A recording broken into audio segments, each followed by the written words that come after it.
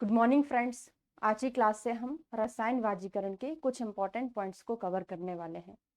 हर exam है और आपका 4 जुलाई को एग्जाम होने वाला है, तो रसायन वाजीकरण के जितने भी इंपॉर्टेंट पॉइंट हैं हम उनको पढ़ने वाले हैं। तो चलिए शुरू करते हैं।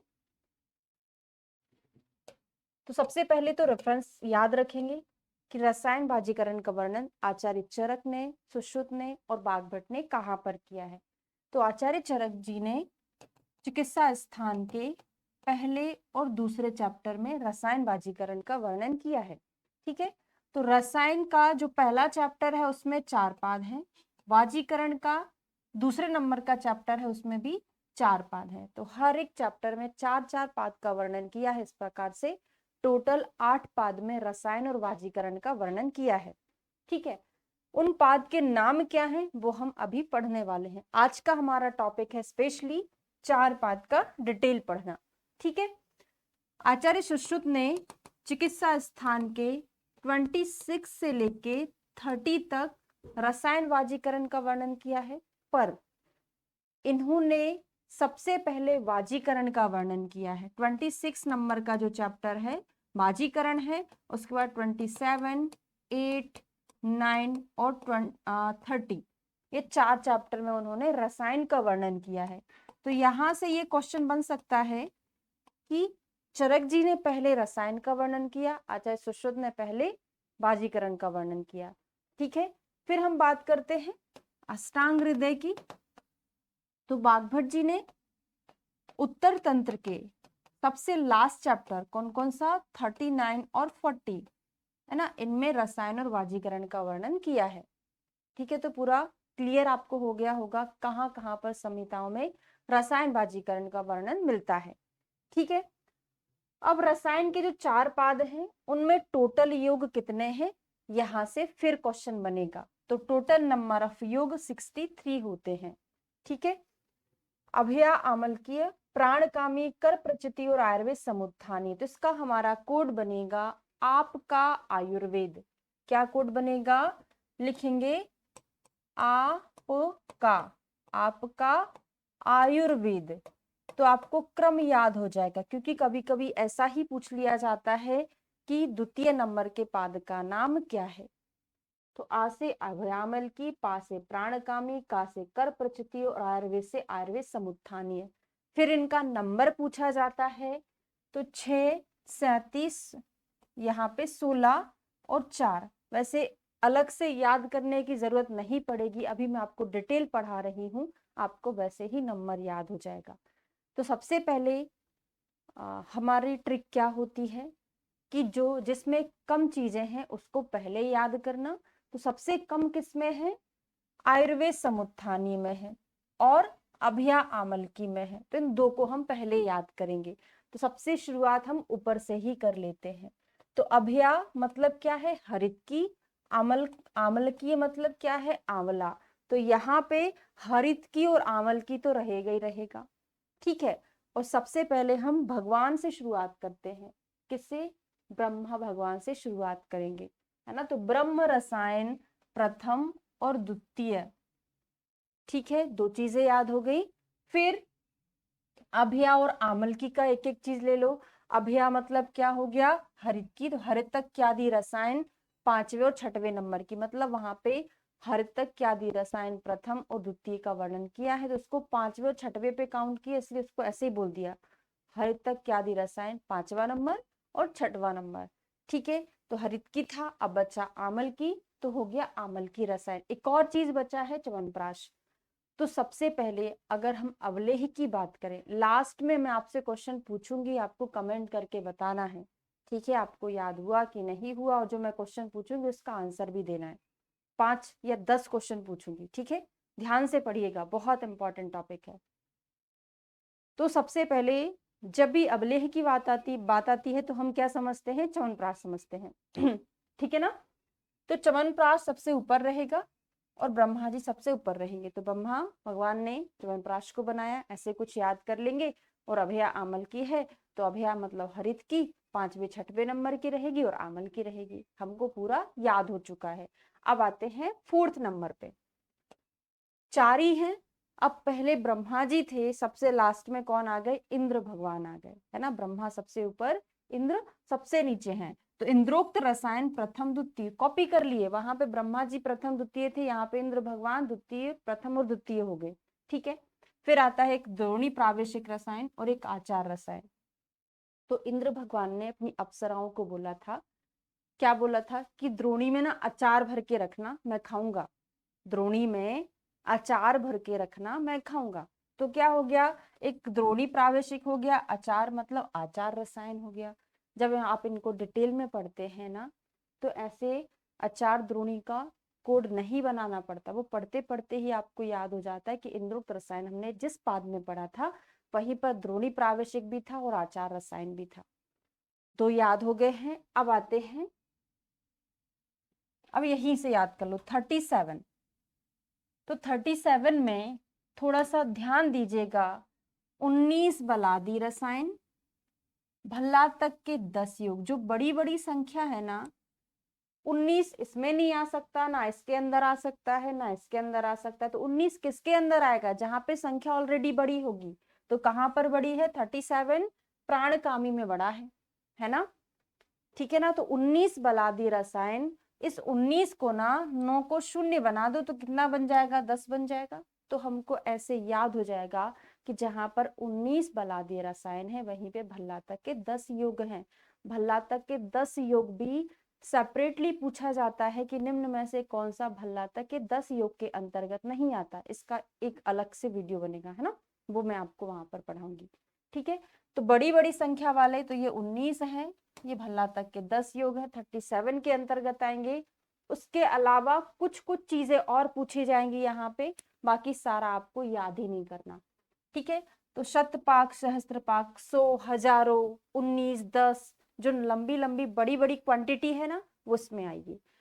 अब यहाँ पे रसायन, रसायन नाम से अगर हमसे बात करता है तो अभिया आमल की, बाकी आमला की जितनी भी कैटेगरी है वो किस में आ गई है? प्राणकामी में आ गया, ठीक है। आम्लक घृत, आम्लक चूर्ण, आम्लक अवलेह, अपर आम्लक अवलेह, विडंगवल, नागवला रसायन। हमको तो मेन 3 चीजें याद रखनी है, बाकी एक ऊपर से कंपैरिजन करके याद रखना है कि आंवला का रसायन केवल ऊपर है, बाकी जितनी भी कैटेगरी है, घृत हो, चूर्ण हो, अवलेह हो, है ना, अपर आम्लक अवलेह हो, वो सारा यहीं पर। बस एक चीज अभी नीचे आएगी, उसको हम कोड बनाकर याद करेंगे। जब बलादी रसायन यहाँ पर है तो नागवाला भी यहीं पे होगा ना, तो नागवाला रसायन भी यहीं पर। अब इसका एक पर्टिकुलर कोड बनेगा, क्या? प्राण काम्य। नाग देवता प्राणों की रक्षा जैसे हमें अपने प्राणों की रक्षा करना है तो हमें दूसरों का भला करना पड़ेगा ना। जैसे नाग देवता की पूजा करते हैं लोग, क्यों? ताकि हमारे प्राणों की रक्षा हो और हमारा भला हो। ऐसे देखो, कभी भी ट्रिक को रटना नहीं है, ट्रिक को एक समझना है स्टोरी के जैसे। जैसे मैंने अभी आपको बताया था कि इंद्र भगवान ने अपने हाथ द्रोणी बनाई थी कि उसमें अचार रखा जाए, तो वर्ड टू वर्ड हमने याद थोड़ी ना किया, हमने एक स्टोरी को हमारे दिमाग में क्या कर लिया ना, इमेजिन कर लिया। ऐसे ही यहाँ पे आपको करना है कि नाग देवता की हम पूजा करते हैं, बल पाने के लिए करते हैं, है ना, भला चाहने के लिए करते हैं, प्राणों की रक्षा करने के लिए करते हैं, तो याद हो जाएगा, ठीक है। अगला आता है लास्ट, कर प्रचितीय। तो कर प्रचितीय, कर मतलब क्या है? हाथ। यहाँ पर ऐसे रसायन का यूज किया जाता है जिसको हम हाथ से तोड़ के खाते हैं, है ना। तो आपको याद आ रहा होगा, केवल आंवले को तोड़ के खा लो, केवल आम्लक रसायन, केवल केवल आम्लक रसायन यहाँ पे रहेगा, ठीक है। तो तीसरे नंबर पे है, तो यहाँ पे 4 4 वाली चीजें हैं। मेद्य रसायन की 4 ड्रग, कौन से में? तीसरे पाद में। त्रिफला तो 3 है, तो 3 का त्रिफला तीसरे में है, लेकिन इसके भी 4 योग दिए हैं। तो मेद्य रसायन अलग से पढ़ाऊंगी, इसका भी अलग से पूछा जाता है कौन कौन सा 4 के अंतर्गत आता है, मेद्य रसायन के अंदर कौन कौन सी 4 ड्रग आती है और किसका कौन सा फॉर्म यूज किया जाता है, ठीक है। चौथे नंबर का त्रिफला। पिपली रसायन, वर्धमान पिपली रसायन, इंद्र रसायन। तो देखिए, इंद्रोक्त रसायन प्रथम द्वितीय कहां पर था? यहां पर था। जब इंद्र नीचे है तो इसका एक स्पेलिंग मिस्टेक कहाँ है, इसके ऊपर है, क्या, इंद्र रसायन। बात समझ में आई। तो देखिए तीसरे नंबर में 4-4 वाली चीजें हैं, मिद रसायन के 4 योग, त्रिफला के 4 योग, उसके बाद पिपली, पिपली भी यहाँ पर ही है। कैसे याद होगा, अभी याद करा रही हूं। और इंद्र का मिसप्रिंट, इंद्र यहाँ पे आ गया। शिला जतु रसायन, पत्थर वाला, शिला जतु रसायन, लोह आदि रसायन। देखो लोहे से पत्थर को काटा जाता है, एक लोहा ही लोहा को काटता है, पर हम यहाँ पे लोहे से पत्थर को काट रहे हैं, शिला को काट रहे हैं, ठीक है। केवल आम्लक रसायन, हमने अभी आपको बोला था, कर प्रचिति मतलब हाथ वाला। इसमें क्या रहता है, एक व्यक्ति 1 साल तक आंवले के पेड़ पे चढ़कर आंवला खाता है, केवल आंवले को खाता है, हाथ से तोड़ तोड़ कर। तो केवल आम्लक रसायन और आम्लक अयस, अयस मतलब क्या होता है, लोहा, अयस मतलब लोहा, ये पूछा गया है। और लोहादि रसायन, तो जहां पर लोहादि रसायन है वहीं पर आम्लक अयस रसायन है। आम्लक रसायन सबसे पहले में, आंवले की जितनी भी कैटेगरी है दूसरे में, आम्लक अयस और केवल आम्लक तीसरे वाले में आया है। अब पूरा एक कोड बनेगा, क्या, कर प्रचितीय।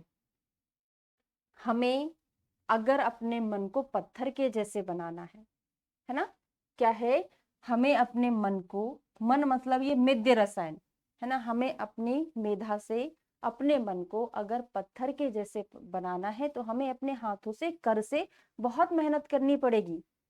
मेहनत बहुत करेंगे ना, लोहे के हथियार बनाएंगे ना, पत्थर के हथियार बनाएंगे, तो हम बहुत सारी बड़ी से बड़ी लड़ाई को भी लड़ सकते हैं ना, बड़ी से बड़ी मतलब वर्धमान से वर्धमान लड़ाई को भी लड़ सकते हैं, ठीक है।